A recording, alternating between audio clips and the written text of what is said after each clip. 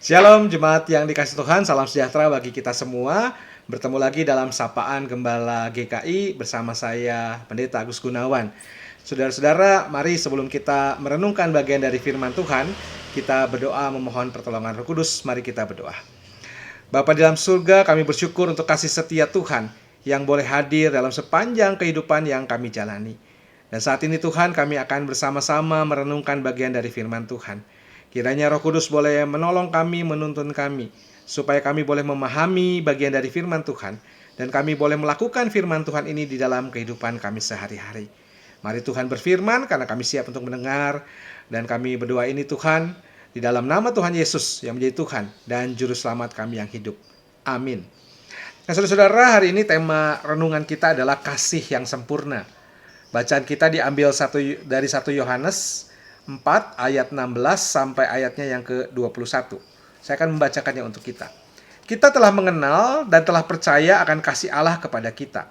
Allah adalah kasih, dan barang siapa tetap berada dalam kasih, ia tetap berada di dalam Allah dan Allah di dalam dia.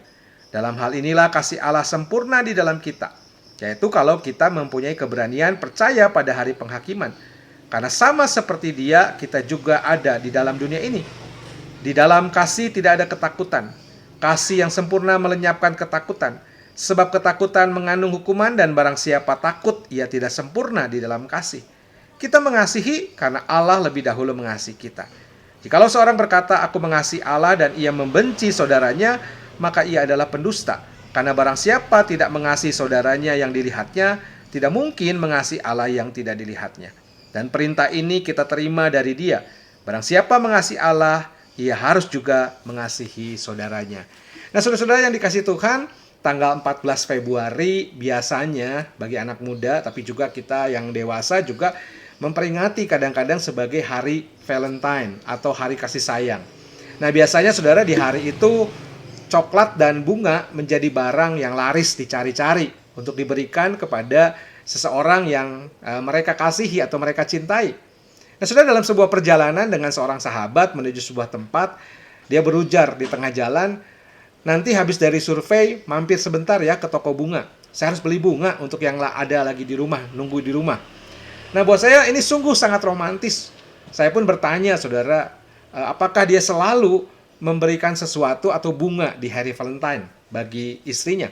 Nah, sahabat saya berujar bahwa sejak pacaran sampai menikah, di hari Valentine ia akan selalu memberikan bunga.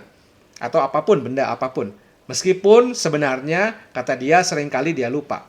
Nah, Bapak Ibu sekalian, kalau dia lupa, ini yang gawat katanya. Istri saya bisa marah dan kacau deh di rumah seharian. Bisa seminggu kadang-kadang ya, bete dan sebagainya. Nah, saudara, dikatakan daripada kacau, ya sudah, saya belikan saja. Nah, saudara, saya lalu bertanya, jadi mau beliin bunga karena kamu mengasihi dia atau karena kamu takut dimarahin? Maka sahabat saya mengatakan, ya ada sih kasih, tapi yang lebih banyak adalah takut dimarahin istrinya. Begitu ujarnya saudara. Nah, saudara, dari obrolan singkat tersebut, awalnya saya kagum dengan kasih yang sahabat saya berikan melalui bunga bagi pasangannya. Namun di balik pembelian bunga tersebut atau pemberian bunga tersebut bukan kasih yang ada. Tampaknya ada rasa takut dengan kemarahan pasangannya. Jika ia lupa dengan kebiasaan memberikan atau menghadiahkan sesuatu kepada pasangannya di hari Valentine. Nah, saudara, bacaan kita hari ini menjelaskan kita tentang makna kasih. Bagaimana saudara kita mempunyai kasih yang sempurna? Jawabannya jelas saudara, adalah dengan hidup dalam kasih Allah. Allah adalah sumber kasih. Dialah kasih itu sendiri. Tidak ada kasih di luar dirinya. Berarti tidak ada yang memiliki kasih kecuali ada di dalam dia. Dan sebaliknya, seorang yang ada di dalam dia pasti memiliki kasih. Saudara, bukti kasih Allah itu kemudian kita memahaminya, menghayatinya melalui kedatangan Yesus ke dalam dunia. Itu adalah bukti kasih Allah.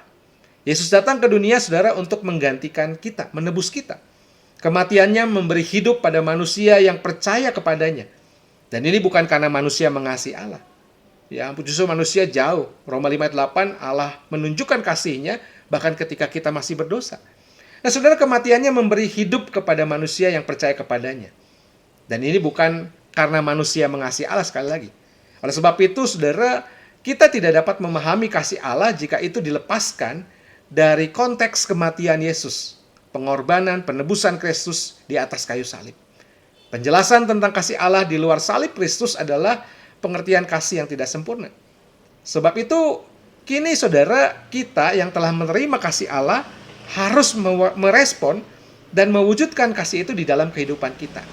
Jika tidak, saudara, maka tidak ada bukti bahwa kita telah mengalami kasih Allah dan sekarang sedang berelasi dengannya, seperti yang dinyatakan tadi dalam bacaan kita. Maka itu, saudara, relasi kepada Allah dan kepada sesama itu harus didemonstrasikan dalam kehidupan kita.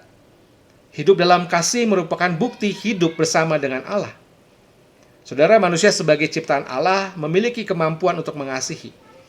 Tetapi kasih yang mereka miliki dan wujudkan itu akan sempurna jika kasih itu menunjuk pada salib Kristus. Sekali lagi, saudara, Yohanes menegaskan bahwa tidak mungkin manusia mengenal kasih Allah lepas dari Kristus. Jika ingin memiliki kasih, maka langkah pertama yang harus dilakukan adalah percaya pada Yesus. Ya, saudara, tidak mungkin manusia menjadi percaya kepada Yesus ya tanpa mendengar kesaksian dari orang percaya lainnya. Setiap yang percaya kepadanya, saudara, kemudian akan dikarunia oleh Roh Kudus untuk kemudian dikatakan mampu mewartakan kasih itu di dalam kehidupan kita. Nah, saudara, apakah tidak ada tanda lain selain kasih? Memang benar bahwa kita tidak dapat mengatakan dengan mutlak bahwa tidak ada tanda lain selain kasih. Namun, adakah yang lebih daripada kasih? Tidak ada, saudara. Kebaikan, kemurahan, kesabaran, kesediaan menolong, kepedulian, kejujuran, semuanya itu tidak akan berarti tanpa kasih. Seorang dapat berbuat baik kepada orang lain sebatas respon balik dari orang tersebut sesuai dengan harapannya. Saudara, berbeda halnya dengan seorang yang melakukan karena kasih. Apapun respon objek kasihnya, tidak akan mengubah kasihnya. Ia dapat mengasihi karena ia telah hidup dalam sumber kasih yang tidak akan pernah berhenti mengalir di dalam kehidupannya.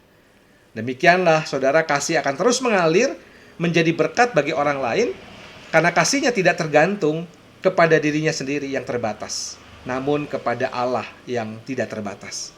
Maka itu, saudara, menghadirkan kasih Allah dalam kehidupan sehari-hari memang membutuhkan sebuah perjuangan, bahkan proses yang panjang. Dan dalam proses ini, kita seringkali kerap mengalami kekecewaan karena mendapatkan respon yang kadang-kadang tidak seimbang dengan apa yang kita coba berikan.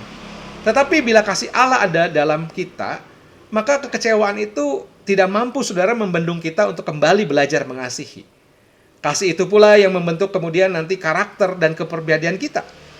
Tidak lagi kemudian kita memikirkan diri kita sendiri, tetapi keinginan kita adalah selalu bagaimana menyatakan kasih Allah agar semakin banyak orang mengenal Dia melalui kita.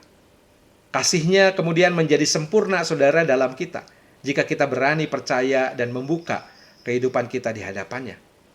Karena kita telah menjaga kehidupan kita dengan benar, maka kita pun tidak takut, saudara, menghadapi penghakimannya seperti yang dinyatakan di dalam bacaan kita. Maka itu, saudara, hari ini di hari katanya hari Valentine, hari kasih sayang, mari kita memperjuangkan, mari kita menyatakan kalau kita sungguh-sungguh anak Allah, ya, maka kita akan mau mengasihi. Kita akan menunjukkan kasih anugerah Allah itu. Ya, meskipun mungkin ketika kita melakukannya kita tidak mendapatkan respon yang seimbang. Tetapi kasih yang sempurna dalam situasi apapun, dalam respon apapun yang kita terima, kita akan tetap menyatakannya kepada setiap orang yang hadir dalam perjumpaan kehidupan kita. Tuhan memberkati kita. Amin. Bapak Ibu, mari kita berdoa. Terima kasih Tuhan karena firman Tuhan meneguhkan kami tentang cinta kasih Tuhan yang hadir dalam kehidupan kami melalui karya penebusan Kristus di atas kayu salib. Hari ini Tuhan, ajarkan kami untuk terus memperjuangkan cinta kasih Allah yang kami rasakan sebagai anugerah ini dalam kehidupan kami. Biarlah kami meresponnya dengan menyatakan cinta kasih Allah kepada sesama kami yang Tuhan perjumpakan. Tolong kami ya Tuhan, supaya kami mampu melakukannya dan menjadikan kasih itu sebagai bagian dari karakter dan kepribadian kehidupan kami. Terima kasih untuk firman Tuhan, dan biarlah kami dalam tuntunan Roh Kudus mampu melakukan firman ini dalam kehidupan kami. Di dalam nama Tuhan Yesus yang menjadi Tuhan dan Juru Selamat kami yang hidup, kami sudah berdoa. Amin. Sampai ketemu lagi saudara, Tuhan memberkati kita.